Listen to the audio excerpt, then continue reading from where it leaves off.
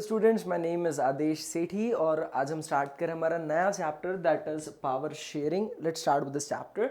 Now what is power sharing? अगर हम basically power sharing की बात करते हैं तो पावर शेयरिंग यानी अगर हम पावर को दो, ये हमारा चैप्टर है पावर शेयरिंग।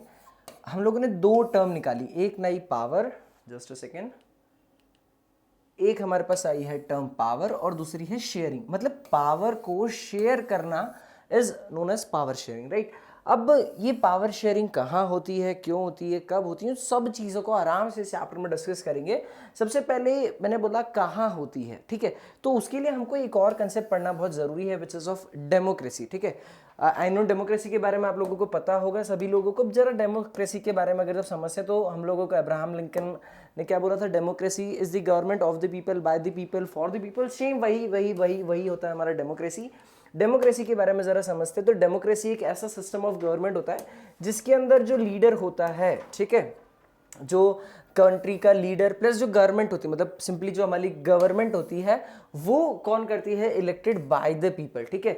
जितनी भी पावर होती है वो किसी के एक अकेले के हाथ में नहीं होती है, या उन्होंने बताया कि वन ऑर्गन, ये इधर एक इंडिविजुअल की बात कर रहा हूं मैं या एक पूरे ऑर्गन की बात कर रहा हूं गवर्नमेंट की, तो उसके हाथ में नहीं होती, like just like in monarchy, ठीक है। तो ऐसा कुछ भी नहीं होता है यहाँ पर। जो होती है वो पावर डिस्ट्रीब्यूटेड होती है, ठीक है, यानी शेयर्ड होती है between the different organs of government, ठीक है। आगे समझते हैं यहाँ पर कैसे होता है डेमोक्रेसी। हमको इलेक्ट करना पड़ता है, हम लोग को वोट देना पड़ता है, और वोट देने के बाद क्या होती है, जो हमारी कंट्री की गवर्नमेंट वो फ्रेम होती है। और क्या बताया, अब डेमोक्रेसी की रिक्वायरमेंट क्यों, व्हाई डेमोक्रेसी, ठीक है। पहला तो आ गया व्हाट इज डेमोक्रेसी। दूसरा, डेमोक्रेसी क्यों जरूरी है, तो उन्होंने बताया कि डेमोक्रेसी इसलिए जरूरी है ताकि जो सिटीजन्स हैं उनके जो बेसिक राइट्स होते हैं वो क्या रहे, प्रोटेक्टेड रहे। अब मेरी बात समझो, अगर मैं किंग हूं, मोनार्की चल रही है, या आई एम अ डिक्टेटर, तो क्या होगा भाई, जो मुझे अच्छा लगेगा वो मैं करूंगा, भले ही वो सिटीजन के फेवर में हो या अगेंस्ट में हो, ठीक है। अगर वो सिटीजन, उसको अच्छा, मुझे अच्छा लगना चाहिए, वो सिटीजन कुछ कर रहा है या मेरा ही सिटीजन है, ठीक है, मैं मेरे राज्य के अंदर रहता है और मुझे नहीं अच्छा, उसने रेड कलर का शर्ट पहना और मुझे रेड कलर का शर्ट नहीं पसंद है, तो मैं क्या करूंगा, उसको गोली मार दूंगा। तो इट्स बेसिक राइट ना भाई, वो उसको जो कपड़े पहनना है वो कपड़े पहन सकता है। पर ये चीज मैंने क्या करा यहाँ पर, मैं क्योंकि मैं मोनार्क हूं तो मेरे को जो पसंद आएगा मैं वो करूंगा। ऐसा डेमोक्रेसी में नहीं होता है। डेमोक्रेसी में हर सिटीजन के बेसिक राइट प्रोटेक्टेड होते हैं भाई, right to freedom, equality, speech, ये सारी चीजें उसको बेसिक मिलना चाहिए। आगे बात करते हैं। दूसरा बताया, every citizen gets a right to choose his leader और हर लीडर, ठीक है। तो हर सिटीजन के पास एक राइट होता है कि उसका लीडर, जैसे हमने अभी नरेंद्र मोदी जी को इलेक्ट करा है, ठीक है। तो सेंट्रल के अंदर, स्टेट के अंदर हर किसी ने अपने अपने चीफ मिनिस्टर को इलेक्ट करा है। तो हम लोग क्या करते हैं, जैसे मैंने बात करा सर, सेंट्रल बोला, दूसरा मैंने स्टेट बोला, ठीक है। स्टेट के बाद हम लोग के खुद के जैसे कॉन्स्टिट्यूएंसीज होती है, वहां पर अपने खुद के जो हमारे इलेक्टेड लीडर्स होते हैं वो होते हैं, जैसे लोकल गवर्नमेंट के जो हम लोग जिसकी बात करते हैं। तो तीनों लेवल पे अलग अलग लोग ऑपरेट करते हैं, तो इनके बारे में भी इस चैप्टर में अपन डिस्कस करेंगे डिटेल के अंदर। बट हाँ, यहाँ ये चीज समझ में आई कि हर सिटीजन के पास राइट टू चूज होता है उसके लीडर को, ठीक है। आगे बात करते हैं।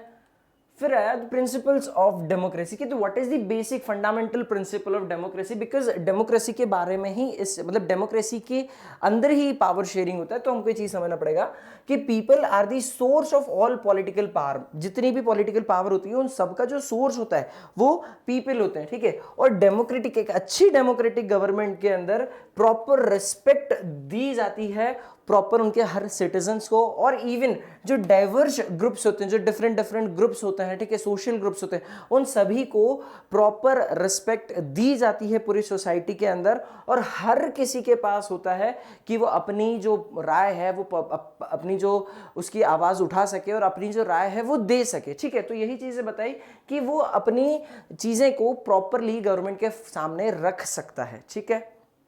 आगे बात करते हैं, this is what the basic fundamental principle of democracy ना। हम लोग बात कर रहे थे सर, अब चैप्टर पे आ जाते हैं। ये चैप्टर से नहीं थी, यहाँ से हमारा प्रॉपर चैप्टर जो है पावर शेयरिंग वो स्टार्ट होता है। तो पावर शेयरिंग के बारे में मैंने तुमको स्टार्टिंग में भी बताया कि पावर को शेयर करना, और उसके बाद हम लोगों ने एक और पढ़ना, among the different organs of government is known as power sharing, ठीक है। अब पावर शेयरिंग को और अच्छे से डिटेल में समझने के लिए हम लोग दो केसेस को डिस्कस करते हैं जो तुम लोग को बताया गया है।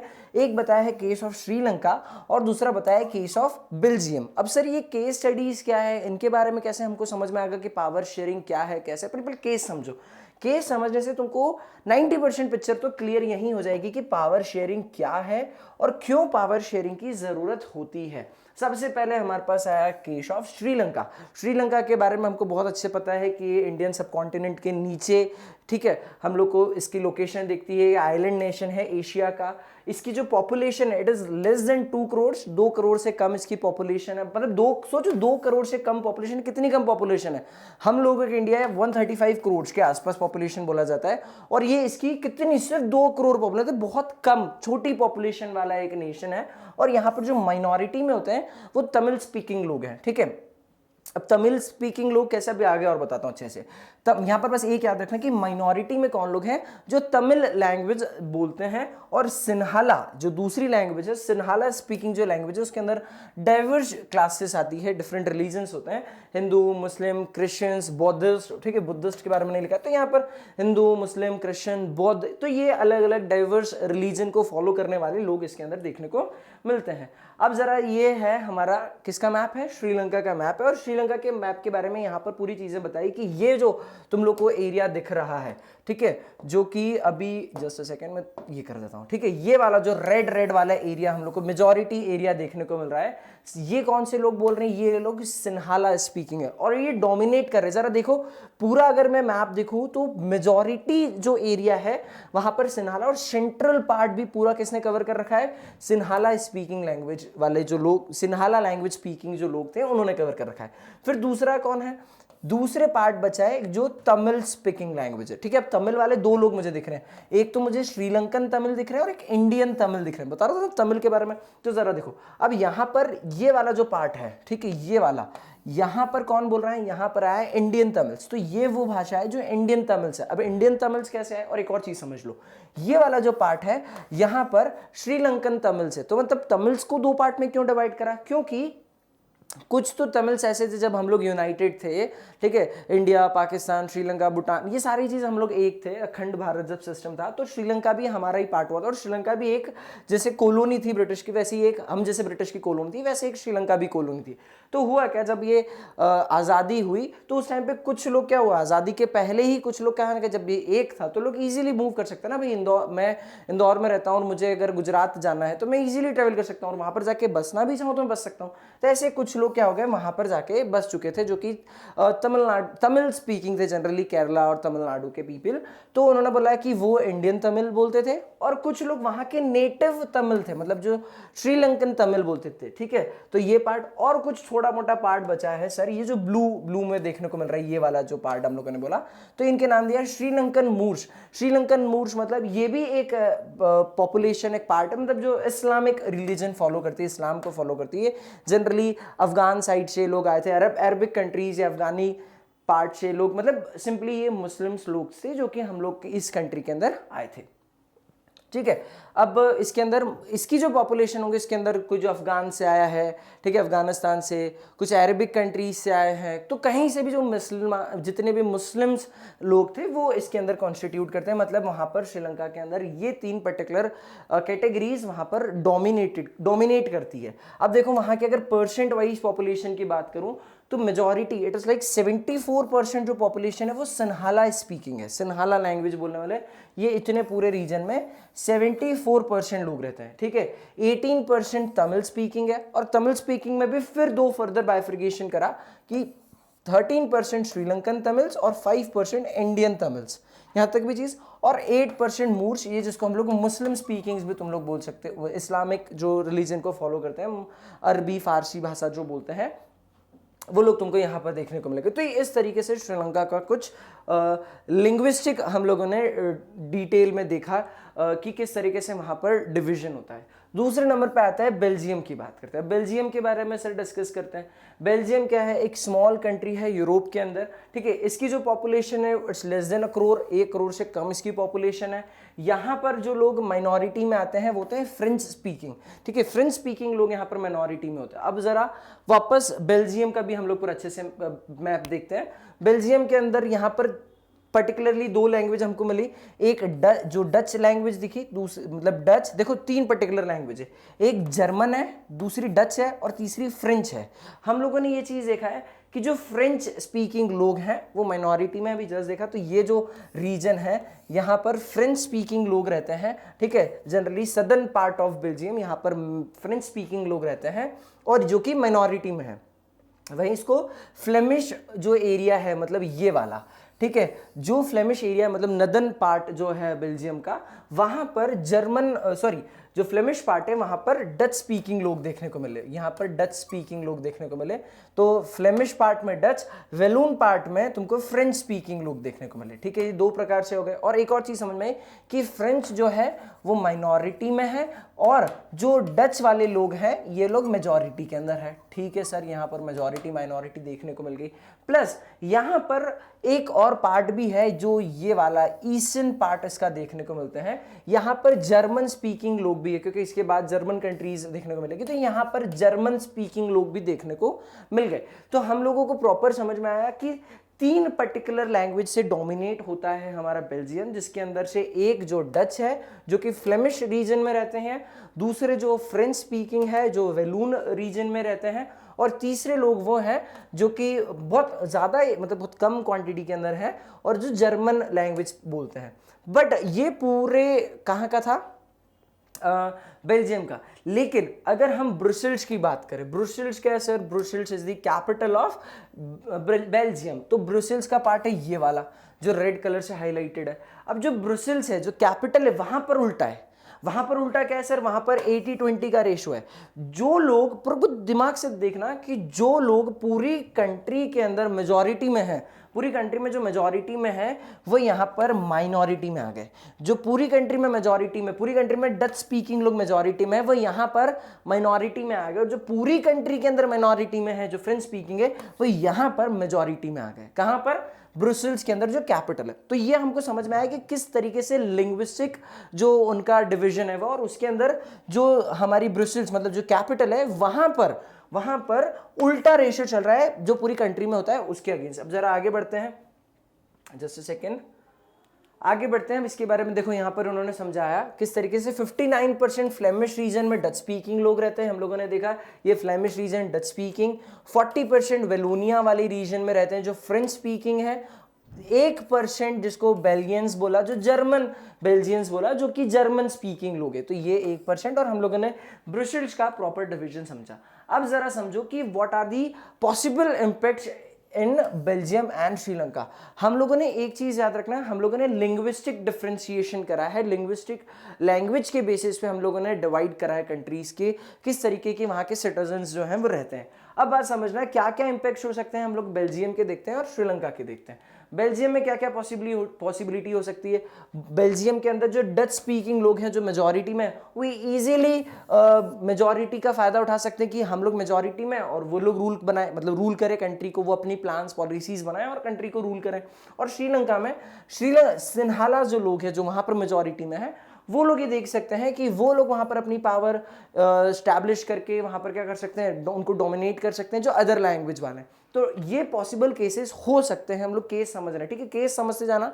हम लोगों को चैप्टर नहीं बनाया भाई, सिविक्स है, इसको पॉलिटी बोल दो, पॉलिटिक्स बोल दो, तो इसके अंदर क्या होता है, इसके अंदर जनरली तो हम लोग को पूरी कंट्री के बारे में पता करना पड़ेगा कि वहाँ की कैसी गवर्नमेंट है। तो गवर्नमेंट को समझने के पहले हम उसको आराम से चैप्टर को अच्छे से समझे, इसको ऐसे स्टोरी समझ लो, हम लोग केस स्टडी समझते चल रहे हैं। तो अब मुझे समझ में आ गया कि बेल्जियम के अंदर क्या हो सकता था। अभी हम लोगों ने बात नहीं करी कि हुआ क्या है, वी आर टॉकिंग अबाउट कि क्या हो सकता था। तो हमको ये पता चला कि वहाँ पर, क्योंकि देखना डिफरेंस क्या है, बहुत ही ह्यूज डिफरेंस है भाई। वहां पर जो मेजॉरिटी में लोग रहते हैं वो लोग ऑब्वियसली रूल, हम लोग बोलते हैं ना कि भाई जब भी हम लोग को कहीं 4-5 लोग को 5-10 लोग हैं उनको कहीं पार्टी में जाना रहता है तो सबके अलग अलग व्यूज आते हैं, ओपिनियंस बोलते हैं, मेजॉरिटी ऑलवेज विंस। तो ऐसा ही सीन यहाँ पर भी हो सकता है। तो जो डच स्पीकिंग लोग हैं वो जब अगर रूल बनाना है कोई चीज का तो बोलेंगे हम करेंगे, और यहाँ पर सिन्हाला वाले लोग बोलेंगे, ठीक है।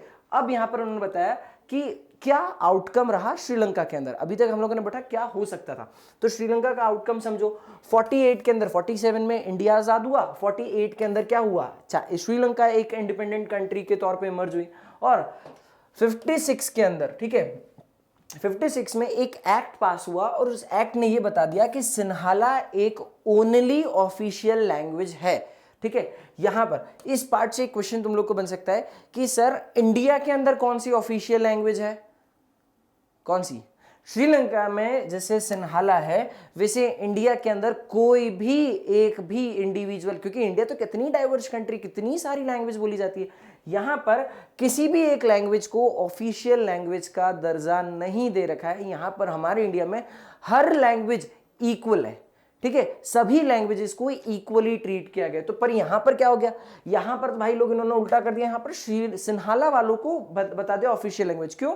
बिकॉज अभी पता चला था ना सर हमको सिन्हाला जो है वो मेजोरिटी के अंदर है, तो इन्होंने मेजोरिटी वालों को क्या कर दिया, ऑफिशियल लैंग्वेज बोल दी। और ये बोला कि जो बुद्धिज्म है, ठीक है, वहां तो कितने सारे मैंने बताया था, हिंदू भी हैं, मुस्लिम भी हैं, क्रिश्चियंस भी हैं, बट उन्होंने बताया कि बुद्धिज्म जो है वो प्रोटेक्टेड होगा, मतलब वो ऐसा समझ लो कि वही एक मेजर वहां का धर्म होगा और लोग मेजॉरिटी वाले लोग उसी धर्म को फॉलो करेंगे, दूसरे वाले धर्म पे हम लोग वो लोग ज्यादा ध्यान नहीं देंगे।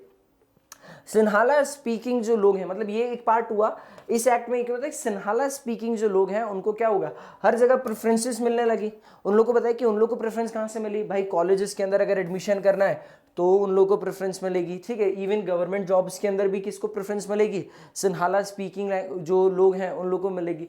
बट अब ये चीज समझो कि जो लोग सिन्हाला नहीं बोलते हैं, सिन्हाला वाले लोग को तो फायदा मिल गया, हर एंड पे उनको बेनिफिट्स मिले।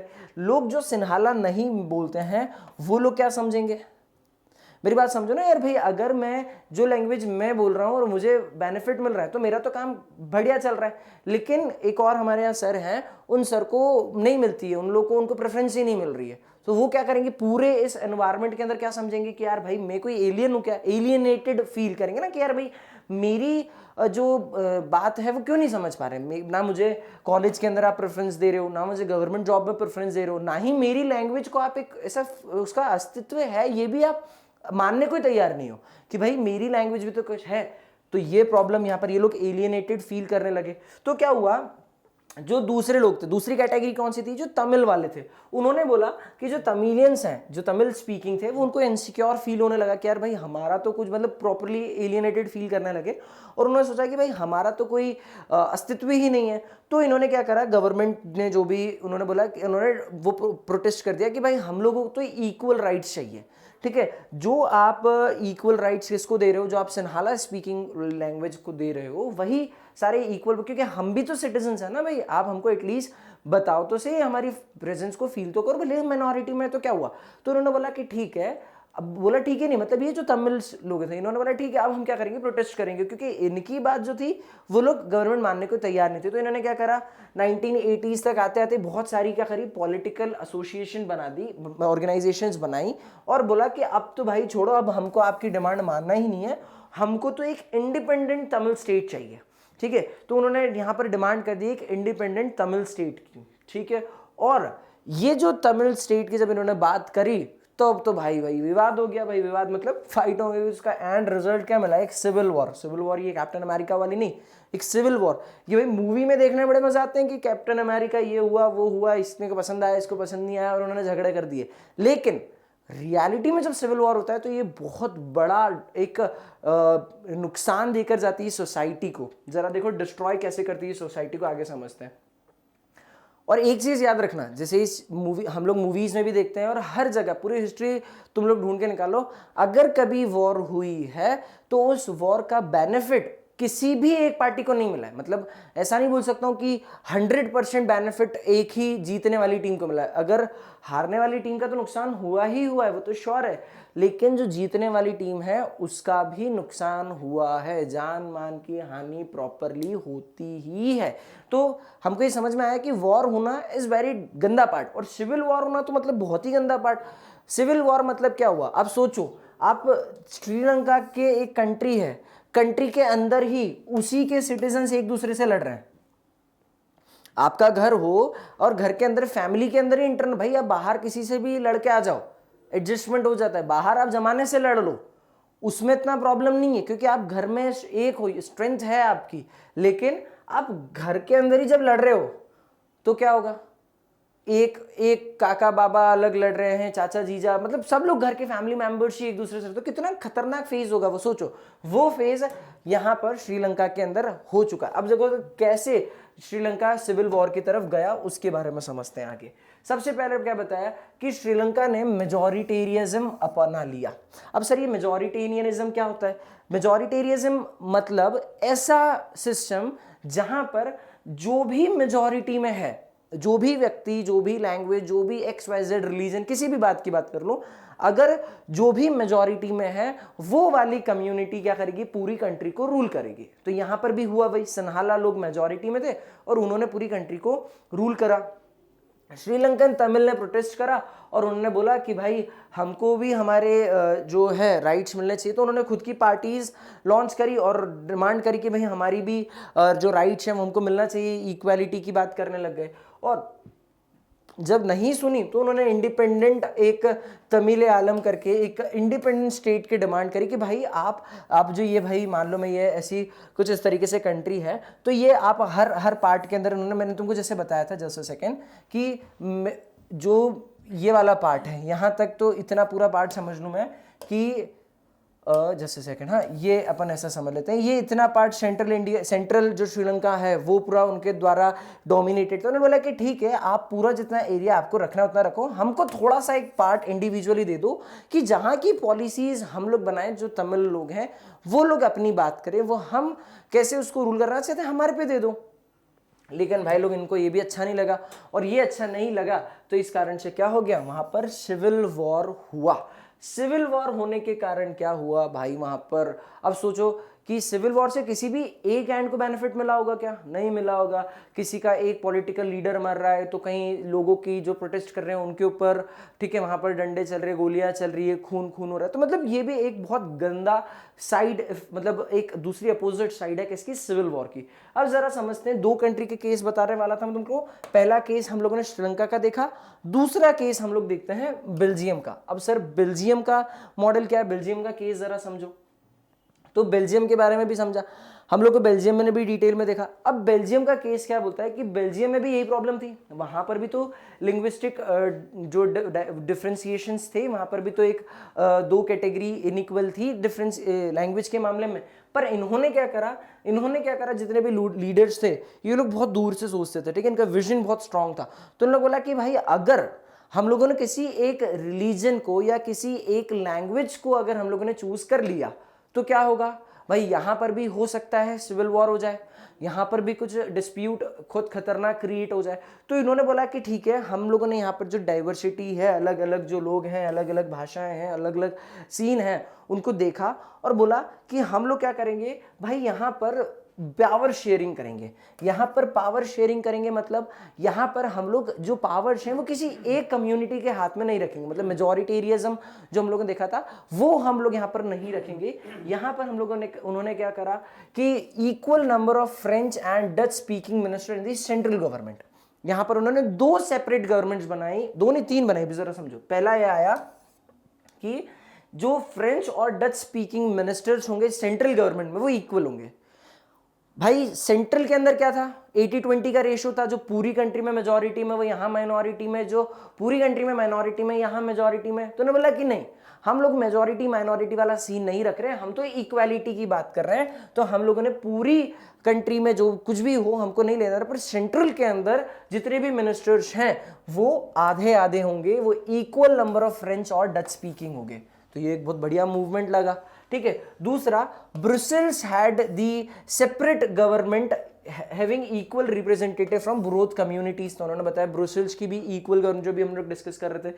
अब बात समझना कि पूरी जब सेंट्रल मिनिस्ट्री की बात करी, सेंट्रल गवर्नमेंट ने बोला कि आधे आधे लोग होंगे, ब्रुसेल्स की एक सेपरेट गवर्नमेंट बनाई जहां पर इक्वल रिप्रेजेंटेटिव होंगे दोनों कम्युनिटीज से। अब जरा समझो, क्योंकि जब सेंट्रल में हुआ तो कैपिटल वाली जो प्लेस है वहां पर भी इन्होंने इस चीज की बात करी कि इक्वालिटी हम लोग करेंगे। तो सोचो कितना साथ में मिलके काम कर रहे हैं, ठीक है। थर्ड काइंड ऑफ गवर्नमेंट भी यहां पर इन्होंने बनाई, जिसको बोला कम्युनिटी गवर्नमेंट। कम्युनिटी गवर्नमेंट में क्या करा, जो पर्टिकुलर एक कम्युनिटी वाले, जैसे समझ लो स्टेट गवर्नमेंट, ठीक है, तो जो सेम लैंग्वेज बिलोंग करते हैं लोगों, उन लोगों के लिए एक पर्टिकुलर एक और गवर्नमेंट बनाई, ठीक है, कि डच स्पीकिंग के लिए अलग भाई, मतलब और फ्रेंच स्पीकिंग के लिए अलग, मतलब प्रॉपरली उन्होंने लैंग्वेज के बेसिस पे भी, देखो जब हम लोगों ने यहां पर समझा था कि यहां पर इक्वल इन्होंने मिनिस्टर्स रखे, यहां पर दूसरे पार्ट पे उन्होंने कहा कि हम लोग ब्रुसेल्स के लिए एक अलग गवर्नमेंट बनाएंगे, और तीसरे पे कम्युनिटी वाइड पे भी हम लोगों ने गवर्नमेंट बनाई, मतलब उनको एक अथॉरिटी दी कि आप आपकी गवर्नमेंट खुद फ्रेम कर सकते हो, मतलब एक और थर्ड काइंड ऑफ गवर्नमेंट भी यहाँ पर बनाई, जिसके अंदर वो अपने आराम से जितने भी उनके जो भी राइट्स हैं, वो वहाँ पर कल्चरल हो, एजुकेशनल हो, लैंग्वेज से रिलेटेड हो, वो सारे आराम से डिसीजन वहाँ पर इंडिविजुअली ले सकते हैं। और यहां पर जो पावर्स हैं वो देखो समझना, पावर पूरी सेंट्रल गवर्नमेंट ने अपने हाथ में रखी क्या, नहीं करी, उन्होंने पावर शेयर करी। हम लोग ऐसा बोल सकते हैं, उन्होंने पावर डेलीगेट कर दी, किसको, अपने से नीचे। उनके नीचे कौन था भाई, उनके नीचे उन्होंने बोला स्टेट गवर्नमेंट, तो हमने हमारी पावर स्टेट गवर्नमेंट को दे दी। लेकिन यहां पर बहुत दिमाग से इन्होंने खेला, यहां पर ये कहा कि जो स्टेट गवर्नमेंट है वो हमारे नीचे नहीं है, मतलब are not subordinate to the central government, ठीक है। सेंट्रल गवर्नमेंट एक इंडिविजुअल बॉडी है और स्टेट गवर्नमेंट एक इंडिविजुअल बॉडी है। सेंट्रल गवर्नमेंट की भी कुछ अपने राइट्स हैं, अपना कुछ एरिया ऑफ जुरिडिक्शन है, वेयरएज जो स्टेट गवर्नमेंट है उसकी भी अपने कुछ सेपरेट राइट्स हैं और उनका एरिया ऑफ जुरिडिक्शन है। समझना क्या होगा, इससे दोनों ही पार्ट पे कोई डिस्प्यूट नहीं क्रिएट होंगे। जो सेंट्रल गवर्नमेंट होगी वो पूरी कंट्री को रूल करेगी, उनकी पूरी कंट्री के बारे में, कंट्री के वेलफेयर और अपने सिटीजन्स के बारे में सोचेगी। वेरी जो स्टेट गवर्नमेंट है वो अपनी पर्टिकुलरली अपने एरिया के बारे में सोचेंगी, अपनी उनका जो एरिया होगा, जो उनकी पॉलिसीज होगी वो उतनी एसोसिएटेड रहेगी। तो कितना ज्यादा बेनिफिट यहाँ पर लोगों को मिलेगा। और दोनों ही जगह पर क्या बोला कि इक्वल नंबर्स ऑफ मिनिस्टर्स रहेंगे, भले आप जो दोनों लैंग्वेजेस वहां पर है, तो उन्होंने बोले भले ही आप मेजॉरिटी में कहीं भी और माइनॉरिटी में क्यों ना हो। तो इससे क्या हुआ, इससे वहां के लोगों को भी बहुत अच्छा लगा और वहां की कंट्री बहुत प्रॉपरली वहां पर वर्क करी। लेकिन ये चीज कहां पर नहीं हुई, ये चीज कहां नहीं हुई सर, ये श्रीलंका में नहीं हुई, जिसके कारण वहां पर सिविल वॉर हुआ, ठीक है। अब ये इस वीडियो का पार्ट 1 है, पार्ट 2 हम लोग कवर करेंगे नेक्स्ट वीडियो में। So this is it for this video, thank you so much.